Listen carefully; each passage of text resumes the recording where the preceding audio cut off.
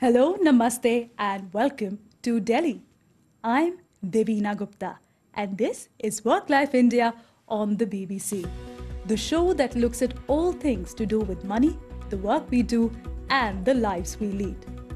Now, dream weddings are a life goal for many. People start planning early, from high end fashion to expensive jewelry, celebrity invites, and even exotic locations. There is a lot to plan and save for. No wonder then the wedding industry here is worth billions of dollars. So we are asking what goes on behind the scene in organizing the big fat Indian wedding.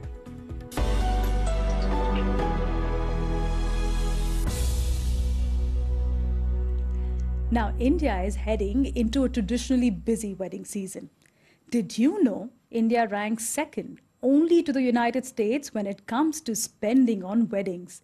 Nearly 20 million Indians tie the knot every year, and they splurge an estimated $50 billion on living their dream of a picture-perfect wedding.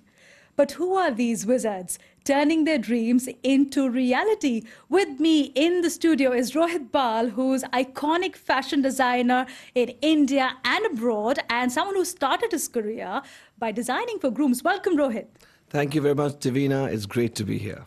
And we also know that what is a quirk that you have for weddings, Rohit. It's not an easy job, especially given the auntie syndrome. Oh my God, you got me on this one. Yes, this is true, and there is a very strong what we call auntie syndrome, where relatives of the bride and the groom must put in their two bits and must change everything that the other aunt has done. So the other aunt will change it. And, well, it's nobody really, said it's easy. And it's not pleasant. Nobody said it's easy. We also have with us Mehak Sagar, who has her own online wedding portal. It's like Amazon for wedding, isn't it? You have vendors on it, and you actually traded your corporate job to be an entrepreneur. Yes, absolutely. It's been a really interesting and exciting 5 years, and I think I'm looking forward to this chat that we're having today for this industry. And you agree with Rohit?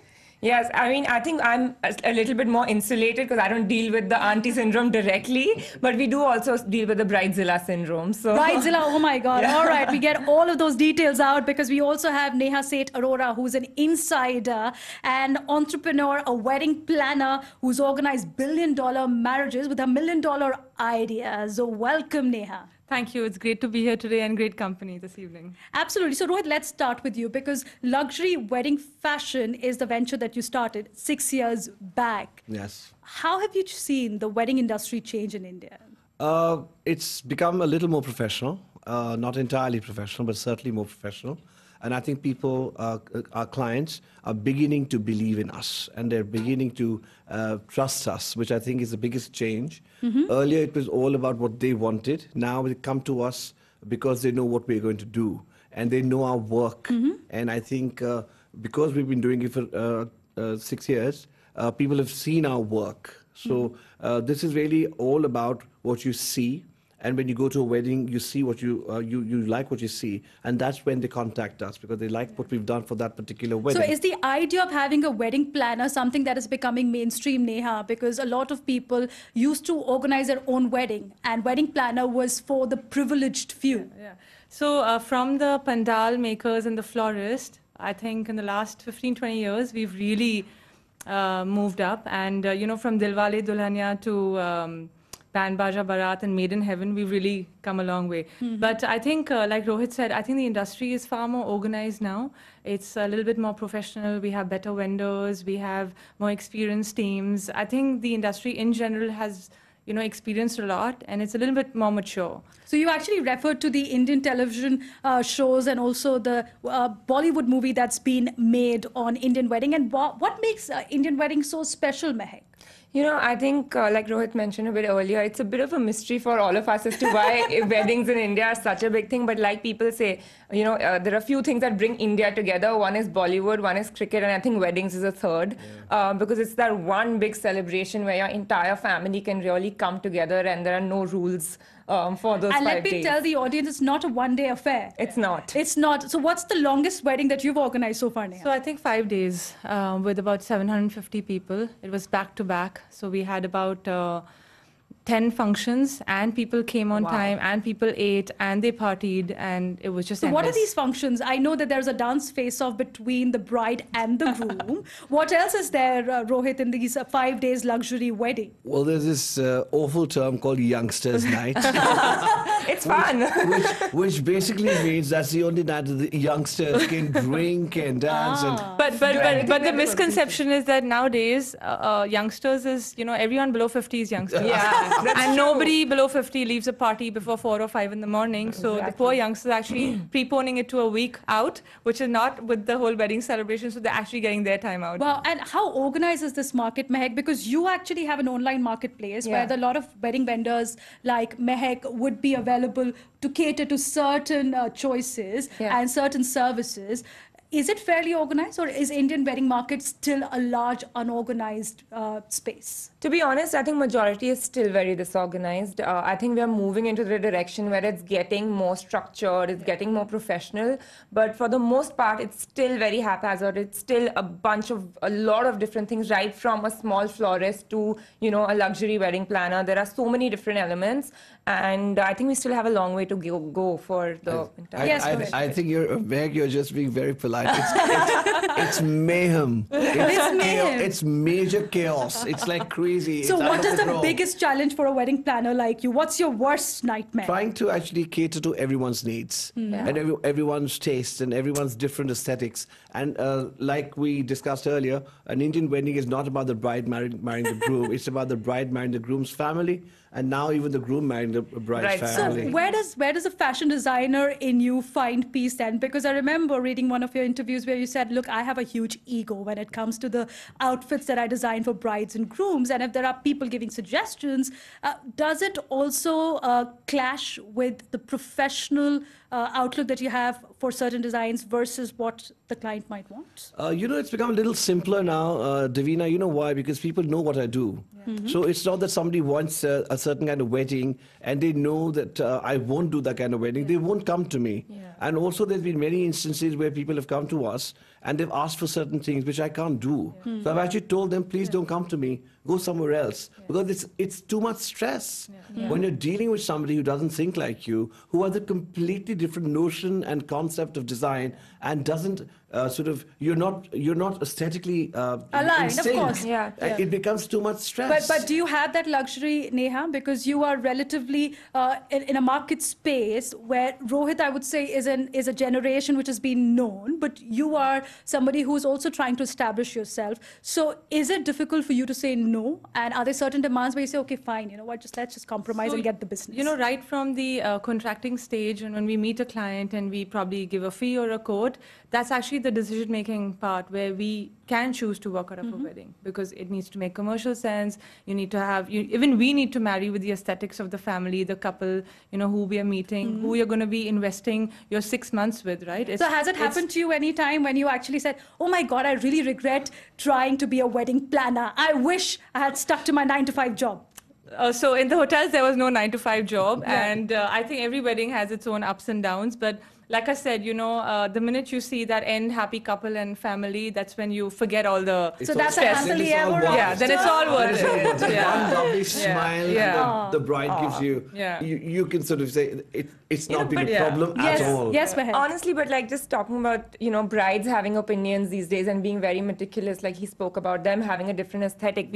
I've seen brides who've made 40-page PowerPoint presentations on their wedding, and this is what they their come with their decor should own be. mood board on Pinterest, and they say, oh, just follow me and you'll get my brief. Right. Really? And what about pitching? Because do you go out and pitch to these high-profile weddings? I know clients would come to you, Rohit, but Neha, do you do pitches? But Is it competitive? In the wedding segment, you really can't do a cold call. I think most of our business is word of mouth reference. We've done weddings in the same family where the second daughter, second son is getting married, and word of mouth. So not really in terms of pitching, but obviously when you go to meet a client or you're connected through someone, your pitch is what makes it I or must breaks tell it. you that I actually went to a wedding exhibition right around the corner of a studio, and I actually found out that one thing that every bride-to-be wants is to be different.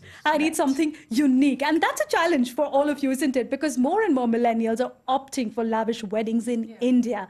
Elaborate planning for the different ceremonies starts early. Now, when I went to this wedding exhibition in Delhi to speak to some of the brides-to-be, here's what they were scouting for.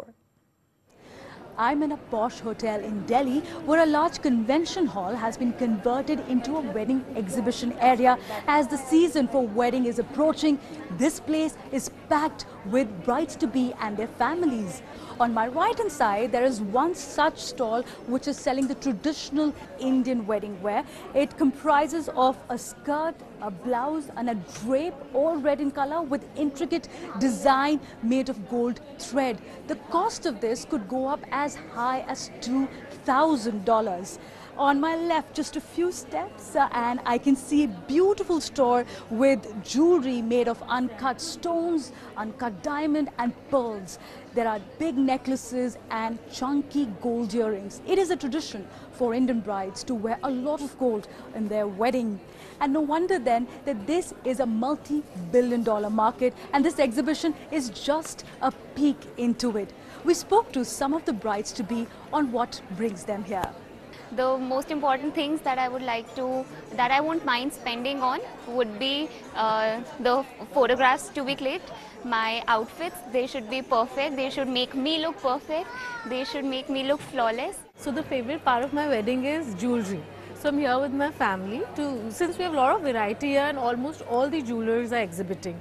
So I'm here with them, and like my 40% of my wedding budget is for jewelry. My wedding is in November and I'm looking for my wedding trousseau, and my parents and I have been really saving for it and looking for a kind of red, something in red, traditional.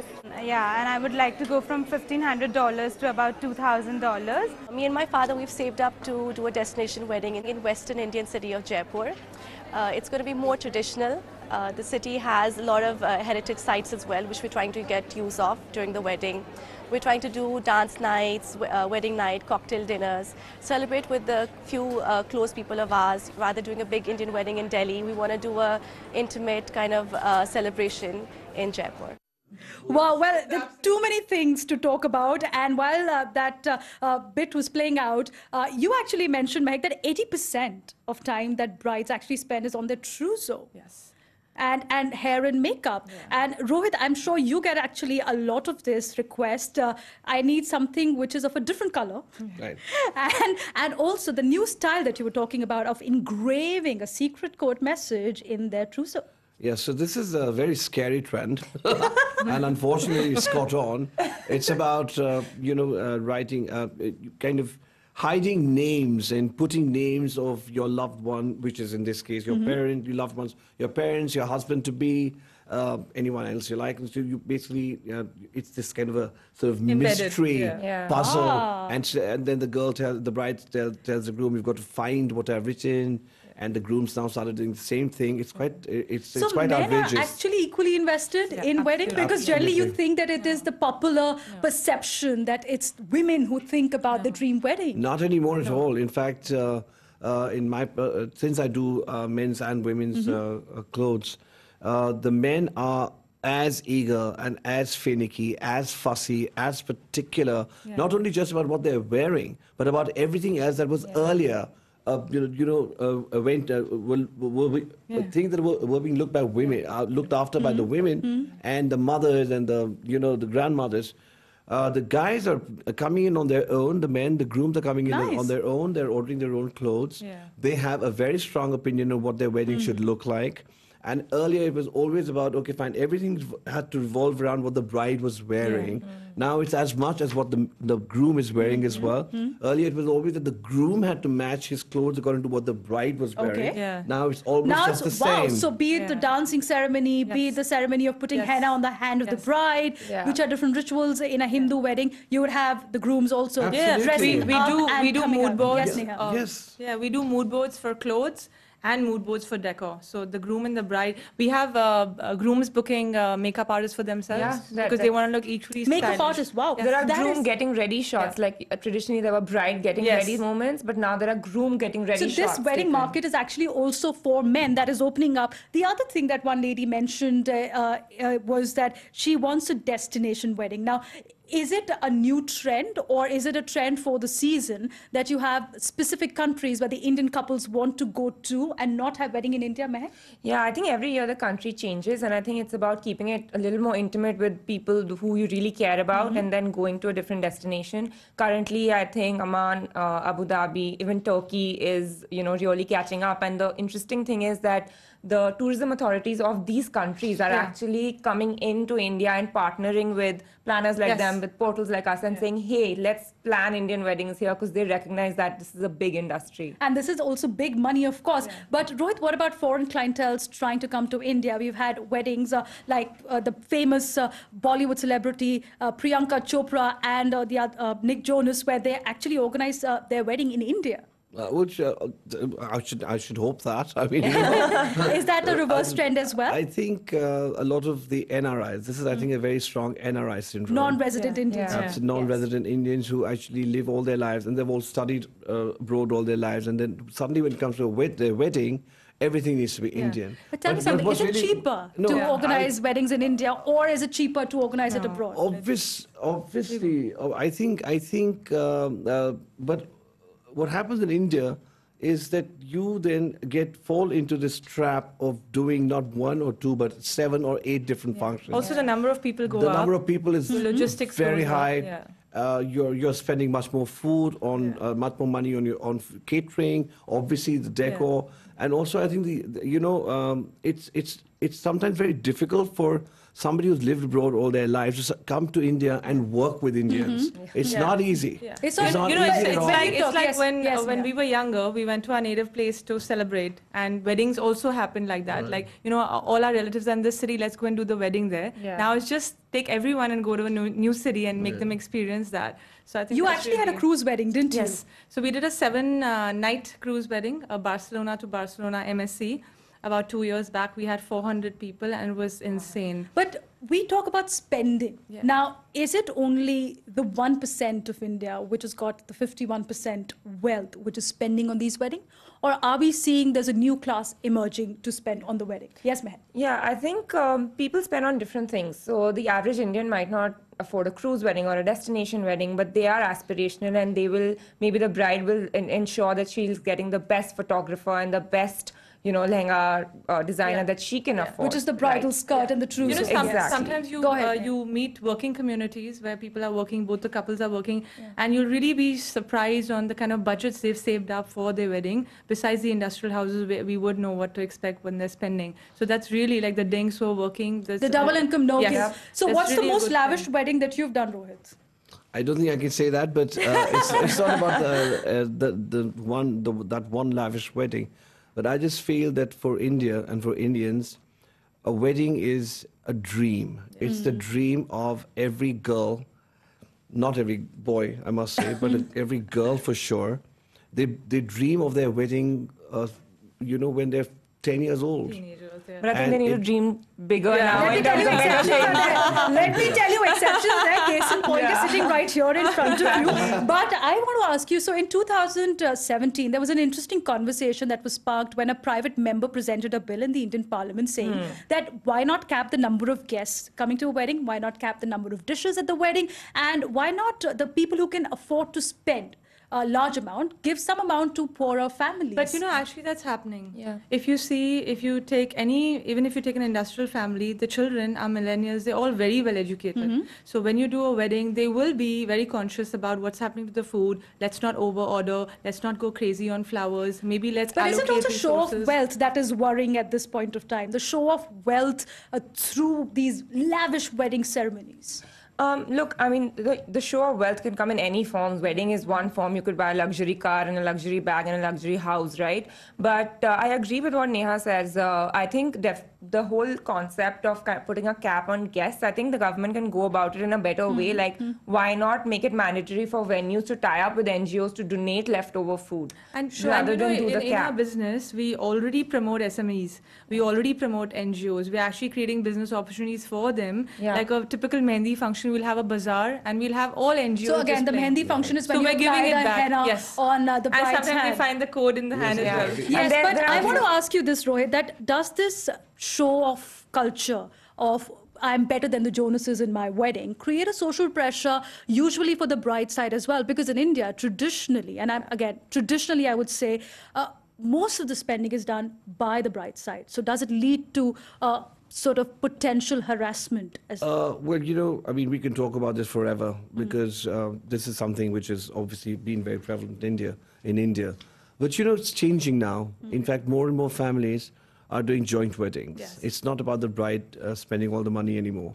And I think this is a great and very healthy trend where the groom's family is pitching in as much as the bride. Yeah. Most receptions are done jointly. Yeah. Let's Okay. be honest about Okay. that. Yeah. Okay. And let's be, you know, sort of, it's a fact. Okay. Also, you know, this whole concept of the bride looking after the barat, the bride's family looking after the entire barat has changed now a lot. In fact, it's changed completely. So Bharat is again the groom's side when the Yeah, groom Bharat comes is to where the groom's the boy- wedding boys, ceremony. the groom's family when- and his guests. Yes. And the bride, of course, is, you know, and normally it was always the bride receiving the groom and their entire family and feeding them and looking after them. Sure. It even went to the extent that the groom's family and his guests would be fed All right. first. So there is a change which is happening. But I think it's Yes, still go in the ahead. elite educated. I think culturally Amongst the you know, lower middle classes, lower it's still the same. Yeah, and I think it's not because of the others are spending more and that's the pressure that because I have to spend. I think culturally it is ingrained in our system about women spending more, which is really sad. Like I said, Okay. women need to dream more. Okay, now let me also bring another topic on the table because we've had India's richest businessman, Mukesh Ambani, his daughter's wedding happened last year, and you had Beyonce, behold, who performed at the dance ceremony and was paid reportedly millions of dollars. Now, there's another culture of calling celebrities in Indian weddings. Neha, how much are you seeing that culture? Is it changing as well, or couples want? There's a celebrity list. How do you go about it? So when we plan weddings, there's always a section of, you know, the community which wants Bollywood. So their Sangeet has to have a Bollywood night. So they'll be ready to pay for appearance. They'll be ready to get in a big artist who may, you know, charge them a lot. But also, like we're discussing a lot of millennial and movement forward, they're going away with it. You know, they want to be the superstars. Yeah. They want to be the focus. They want to be the performers in the Sangeet. Even when we handle Bollywood weddings, you know, we've handled Himaji's, both her daughters' weddings. So she's a Anisha. Bollywood actor, and Sangeet Yes, again is the yes, musical ceremony yes. that so happens even during when the wedding. the Bollywood artists and the performers and, you know, actors are getting married, they want their weddings to be very intimate. And private. Oh well, that's You a know? change there. Yeah. But I've heard that the rate card for A-listers goes between $300,000 to $400,000 depending on whom you're calling and how much money you can spend. Yes. But just towards the end of the program, what are your top tips for a would-be couple who comes to you, Rohit? I think my top tip would be keep it simple. Yeah. Really.